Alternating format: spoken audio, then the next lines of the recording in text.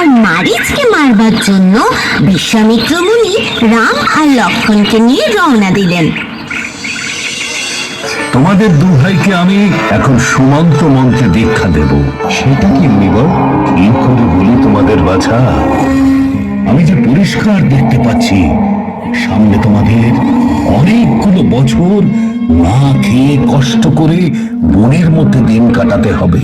মুনিবর বললেন না তো সুমন্ত্র মন্ত্র কি? কিছু বললে? সুমন্ত্র মন্ত্র কি?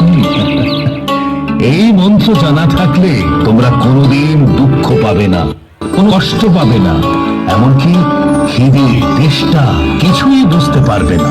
বুঝেছ? বুঝেছি। এসো তোমাদের দুজনকে সেই মন্ত্র দিই। রাম লক্ষ্মণকে মন্ত্রে দীক্ষিত করলেন মুনি বিশ্বামিত্র। তারপর আবার শুরু হয়ে গেল পথ চলা। এবার লক্ষ্য তারকা রাক্ষসী। মুনি বিশ্বামিত্র এবার এসে পৌঁছলেন দুই রাস্তার বাঁকে। সঙ্গে আছে রাম আর লক্ষ্মণ। দাঁড়াও বৎস, শোনো রাম, শোনো লক্ষ্মণ, এই যে পথ দেখছো দুদিকে দিয়ে গেছে, এই পথ দিয়ে গেলে সময় লাগবে 3 দিন, কিন্তু এই পথ দিয়ে আমার কুটিরে পৌঁছতে সময় লাগবে মাত্র 3 ঘন্টা। তাহলে তুই 3 ঘন্টার পথ বেছে নেওয়াটাই শ্রেয়। সেই কথা ঠিক, কিন্তু সেই পথেই আছে ভয়ঙ্কর রাক্ষসী তারকা, যাকে পায় তাকেই খেয়ে নেয়। ওর হাত থেকে আজ পর্যন্ত কেউ বাঁচেনি, কেউ না। রাম লক্ষ্মণ কোন পথ দিয়ে আমার কুটিরে যাব ঠিক বুঝে উঠতে পারছি না। 3 দিনের লম্বা পথ খুলে কেন যাবো মুনিবর? আমরা 3 ঘন্টার পথই নেব। কিন্তু রাম, ওই পথেই তো তারকা। ও কি ভয়ঙ্কর! ওই পথে তারকা রাক্ষসী যদি আমাদের খেতে ছুটে আসে, তাহলে রাক্ষসীকে আমি বধ করবো মুনিবর। আমার যে তারকার নাম শুনেই ভীষণ ভয় করছে। আমি তো ওই পথে যাওয়ার কথা ভাবতেই পারছি না। ভ্রাতার আমি থাকতে কোনো ভয় নেই মুনিবর, আপনি আসুন। তোমাদের কথা শুনে ওই পথে যদি যাই তাহলে তারকা রাক্ষসী ফিরে আসবেই। তখন যদি তোমরা 2 ভাই আমাকে ফেলে পালিয়ে যাও, ওই রাক্ষসী তখন দেখে যদি পালিয়েই যাই, তাহলে এই ধনুক ধরেছি কেন? এক বাণেই তারকা রাক্ষসী যদি না মরে, আর 2টি বাণ মারলেই তারকা বধ হবেই। এই কথা আমি বলে দিলাম। আসুন মুনিবর। কিন্তু দাদা লক্ষ্মণ, তুমি মুনিবরের এক পাশে থাকবে আর আমি আর এক পাশে। আপনি এবার ভয় না পেয়ে তারকা রাক্ষসী থাকার জায়গাটা দেখিয়ে দিন। আসুন মুনিবর, ভ্রাতা যখন বলেছে তার মানে সত্যিই আপনার ভয় পাওয়ার কারণ নেই।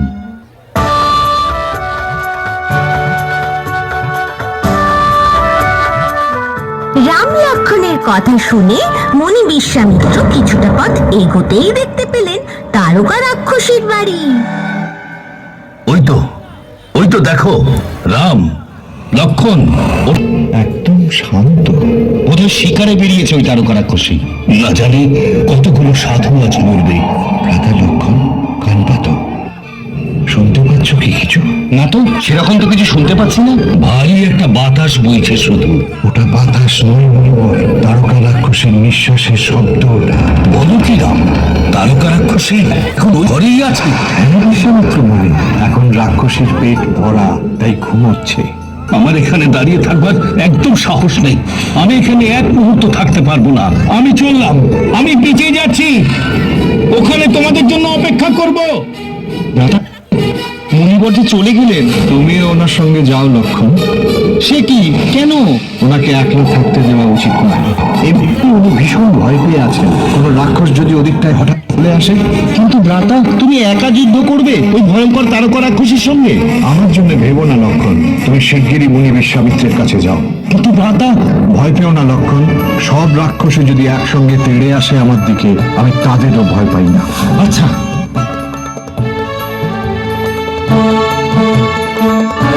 তারকা রাক্ষসী, দেখি এবার যুদ্ধে কে জেতে, তুমি না আমি?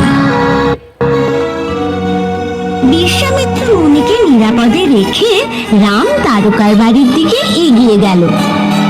সূর্যদেবকে প্রণাম করে রাম নিজের ধনুকে দিল এক টান।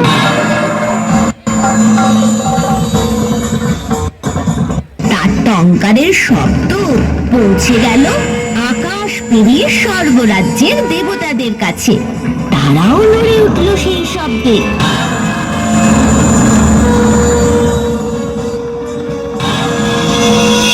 স্বর্গমর্তই শুধু নয়, পাতালেও পৌঁছে গেল সেই টঙ্কারের শব্দ।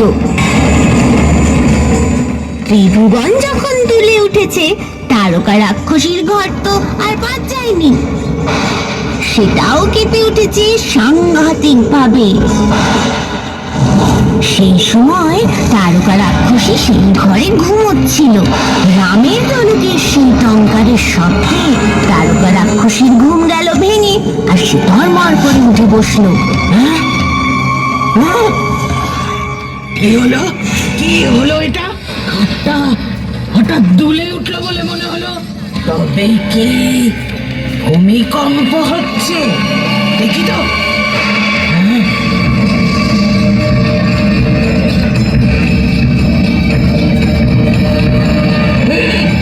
কি হলো?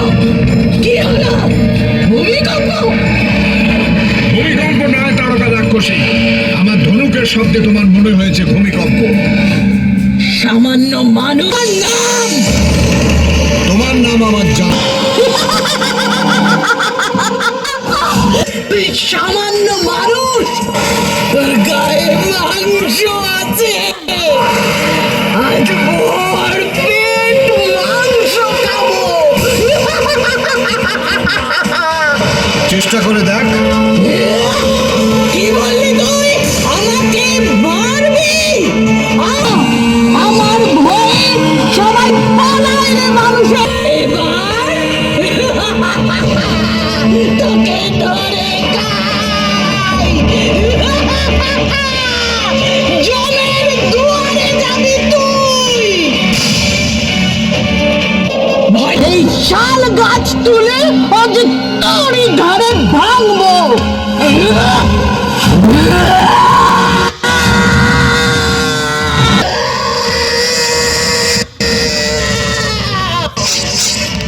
সারা দেশ বন হয়ে গেছে, একটা মানুষ আর বেঁচে নেই। আজ তোকে কে আমি আনন্দে নাচবো। আয় কাছে আয়, মার দেখি আমাকে, দেখবো কত শক্তি আছে তোর ওইটুকু শরীরে। আয়। এই দেখ,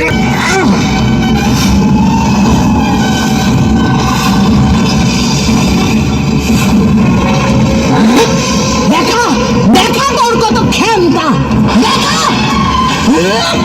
এই তো সবে শুরু রাক্ষসী, আজই তোর শেষ দিন। কি? আমার অস্ত্র নষ্ট করে দিলি?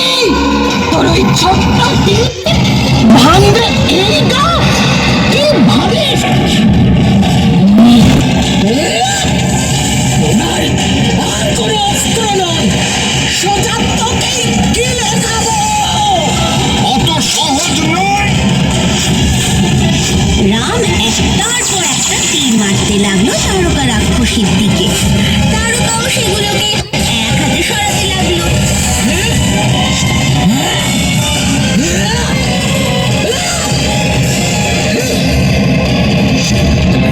যুদ্ধ চলতে লাগলো ভীষণ ভাবে।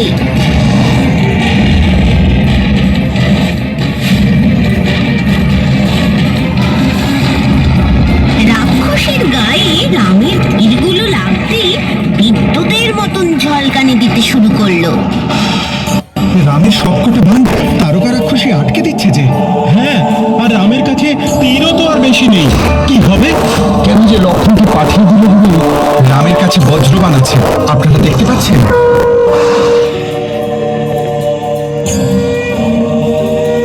পাচ্ছি। দাঁড়ান, রামকে বলি ওটা ব্যবহার করতে।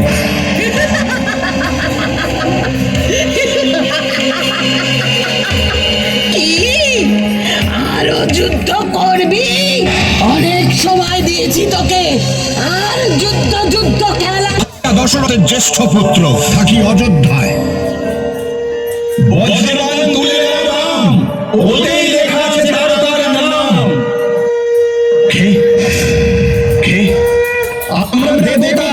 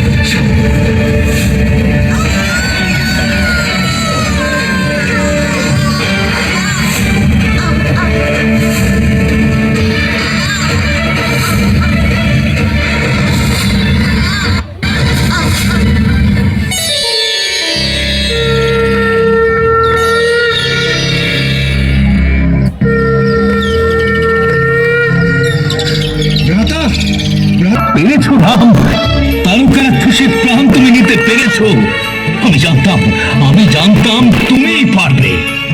আমি নয় মনে বিশ্বামিত্র, আমার ওই কি শক্তি, সব সম্ভব হয়েছে আপনার আশীর্বাদে। ধন্য হোক। ধন্য তুমি রাম, তোমার জন্যই আমরা সাধুরা এই তারকা রাক্ষসীর হাত থেকে মুক্তি পেলাম।